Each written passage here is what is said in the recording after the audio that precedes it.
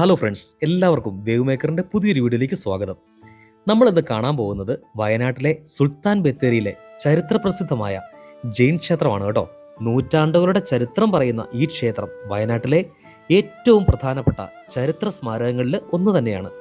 നിങ്ങൾ വയനാട്ടിലേക്ക് ഒരു യാത്ര പ്ലാൻ ചെയ്യുന്നുണ്ടെങ്കിൽ തീർച്ചയായും കണ്ടിരിക്കേണ്ട സ്ഥലങ്ങളിൽ ഒന്ന് തന്നെയാണ് കേട്ടോ ഇത്.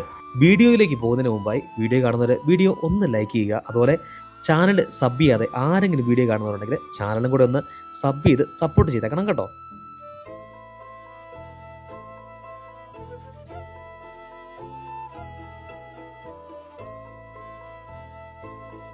ഇപ്പോൾ നമ്മൾ കാണുന്ന ഈ കൽനിർമ്മിത ക്ഷേത്രം ഏകദേശം 13-ാം നൂറ്റാണ്ടിൽ നിർമ്മിച്ചതാണെന്നാണ് ചരിത്രകാരന്മാർ പറയുന്നത്. അന്നത്തെ ജൈന വ്യാപാരികളും വിശ്വാസികളുമാണ് ഈ ക്ഷേത്രം പണി കഴിപ്പിച്ചതെന്നാണ് പൊതുവായിട്ടുള്ള ഒരു വിലയിരുത്തൽ. ഈ ക്ഷേത്രത്തിൻ്റെ ഏറ്റവും വലിയ പ്രത്യേകത അതിന് നിർമ്മാണ രീതി തന്നെയാണ് കേട്ടോ. വലിയ കരിങ്കല്ല് കല്ലുകൾ മാത്രം ഉപയോഗിച്ച് സിമൻറ്റോ ആധുനിക നിർമ്മാണ സാമഗ്രികളോ ഇല്ലാതെയാണ് ഇത് നിർമ്മിച്ചിരിക്കുന്നത്. ഇത്രയും വർഷങ്ങൾ കഴിഞ്ഞിട്ടും അതിൻ്റെ ഉറപ്പും ഭംഗിയും നിലനിൽക്കുന്നത് അന്നത്തെ ശില്പികളുടെ അത്ഭുതകരമായ കഴിവിൻ്റെ തെളിവ് തന്നെയാണ് കേട്ടോ. ക്ഷേത്രത്തിൻ്റെ തൂണുകളും ചുവരുകളും ശ്രദ്ധിച്ചാൽ മനോഹരമായ കൊത്തുപണികൾ നമുക്ക് കാണാൻ പറ്റും. ലാളിത്യവും കരുത്തും ഒരുപോലെ പ്രകടമാകുന്ന ദ്രാവിഡ വാസ്തുവിദ്യയുടെ മനോഹരമായ ഉദാഹരണമാണ് ഈ നിർമ്മിതി. ഇനി ഈ സ്ഥലത്തിൻ്റെ പേരിനെ കുറിച്ച് ഞാൻ പറയാം. പഴയ കാലത്ത് ഈ പ്രദേശം സുൽത്താൻസ് ബാറ്ററി എന്നായിരുന്നു അറിയപ്പെട്ടിരുന്നത്.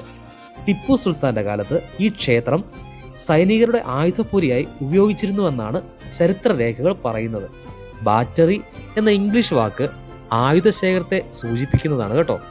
കാലക്രമേണ ആ പേര് സുൽത്താൻ ബത്തേരി എന്നായി മാറി. ഇവിടെ എത്തുന്ന സഞ്ചാരികളെ ഏറ്റവും കൂടുതൽ ആകർഷിക്കുന്ന മറ്റൊരു കാര്യമാണ് ക്ഷേത്രത്തിനടുത്തുള്ള പഴയ ഒരു കിണർ.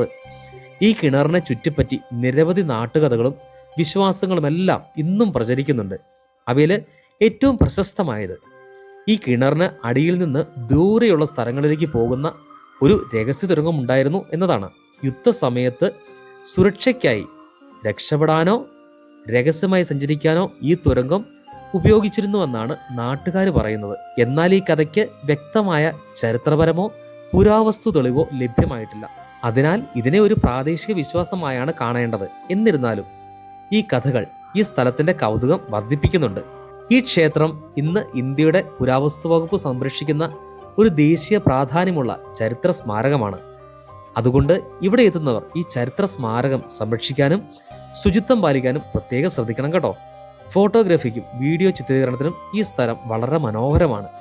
രാവിലെയോ വൈകുന്നേരമോ എത്തുകയാണെങ്കിൽ കൽനിർമ്മിതിയുടെ കൂടുതൽ ഭംഗി മനോഹരമായ രീതിയിൽ ക്യാമറയിൽ പകർത്താൻ കഴിയും. വാസ്തുവിദ്യ, ചരിത്രം, സംസ്കാരം, പഴയകാല കഥകൾ എന്നിവ ഇഷ്ടപ്പെടുന്നവർക്ക് ഈ ക്ഷേത്രം ഒരിക്കലും മറക്കാനാവാത്ത അനുഭവമായിരിക്കും. വയനാട്ടിൻ്റെ പ്രകൃതി ഭംഗിക്കൊപ്പം ചരിത്രത്തിൻ്റെ സ്പർശനവും അനുഭവിക്കാൻ ആഗ്രഹിക്കുന്നവർക്ക് ഈ സ്ഥലം തീർച്ചയായും സന്ദർശിക്കേണ്ടത് തന്നെയാണ് കേട്ടോ. അങ്ങനെ പുറത്തെ കാഴ്ചകളൊക്കെ നമ്മൾ ഒരുവിധം കണ്ടു അല്ലേ. ഇനി കുറച്ച് അകത്തെ കാഴ്ചകൾ കൂടി കാണാം കേട്ടോ. അകത്തേക്ക് കടന്ന ഉടനെ നമുക്ക് അനുഭവപ്പെടുന്നത് ഒരു പ്രത്യേക നിശബ്ദത തന്നെയാണ്. നൂറ്റാണ്ടുകൾ പഴക്കമുള്ള ഈ കൽനിർമ്മിതിക്കുള്ളിൽ നിൽക്കുമ്പോൾ ചരിത്രം നേരിട്ട് നമ്മോട് സംസാരിക്കുന്നത് പോലൊരു അനുഭവം നമുക്ക് ലഭിക്കും. ഈ ക്ഷേത്രത്തിൻ്റെ ഏറ്റവും വലിയ പ്രത്യേകതയാണ് അതിൻ്റെ ഭീമാകാരമായ ഗ്രാനൈറ്റ് കൽത്തൂണുകൾ. ഒരു തൂണിൽ പോലും ആധുനിക സിമെൻറ്റോ കോൺക്രീറ്റോ ഉപയോഗിച്ചിട്ടില്ല. വലിയ കല്ലുകൾ കൃത്യമായി ചേർത്ത് നിർമ്മിച്ച ഈ ശില്പ വൈദഗ്ധ്യം ഇന്നും സന്ദർശകരെ അത്ഭുതപ്പെടുത്തുന്ന ഒന്ന് തന്നെയാണ് കേട്ടോ. ചുറ്റും നോക്കുമ്പോൾ ഓരോ തൂണിലും വ്യത്യസ്തമായ കൊത്തുപണികൾ നമുക്ക് കാണാം. ചിലത് പൂക്കളുടെ രൂപങ്ങളാണ്, ചിലത് ജാമിതീയ രൂപകൽപ്പനകളും. കാലത്തിന്റെ ആഘാതമുണ്ടായിട്ടും ഇവിടെ സൗന്ദര്യം ഇന്നും വ്യക്തമായി കാണാൻ സാധിക്കുന്നു. അന്നത്തെ ശില്പികളുടെ അസാമാന്യമായ കരവിരുതിന്റെ തെളിവുകൾ തന്നെയാണ് കേട്ടോ ഇവ. ക്ഷേത്രത്തിനുള്ളിലേക്ക് പ്രകൃതിദത്തമായ വെളിച്ചം മാത്രം പ്രവേശിക്കുന്ന രീതിയിലാണ് നിർമ്മാണം. അതുകൊണ്ട് അകത്ത് ഒരു ശാന്തവും തണുപ്പേറിയതുമായ അന്തരീക്ഷമാണ് നമുക്ക് അനുഭവപ്പെടുന്നത്. പുറത്ത് കടുത്ത ചൂടാണെങ്കിലും അകത്ത് കയറുമ്പോൾ നല്ലൊരു ശീതളത അനുഭവിക്കാൻ കഴിയും. നൂറ്റാണ്ടുകൾക്ക് മുമ്പ് തന്നെ പ്രകൃതിയോട് ഇണങ്ങുന്ന രീതിയിൽ നിർമ്മാണം നടത്തിയിരുന്നതിൻ്റെ മികച്ച ഉദാഹരണം മാത്രമാണിത്.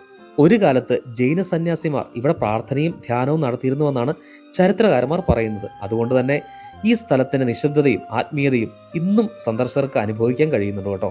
ക്ഷേത്രത്തിന് ഉൾഭാഗത്ത് ഇന്ന് പ്രധാന ജൈന പ്രതിഷ്ഠകൾ ഒന്നും തന്നെയില്ല. കാലക്രമേണ അവ നഷ്ടപ്പെടുകയോ മാറ്റപ്പെടുകയോ ചെയ്തിട്ടുണ്ടെന്നാണ് കരുതപ്പെടുന്നത്. എന്നിരുന്നാലും ഈ കെട്ടിടത്തിന്റെ യഥാർത്ഥ ചരിത്രമൂല്യം അതിന്റെ വാസ്തുവിദ്യയിലും ശില്പ സൗന്ദര്യത്തിലും തന്നെയാണ് കേട്ടോ. ഈ വീഡിയോ നിങ്ങൾക്ക് ഇഷ്ടമായെങ്കിൽ വീഡിയോ ലൈക്ക് ചെയ്യാനും ചാനൽ സബ് ചെയ്യാനും മറക്കരുത് കേട്ടോ.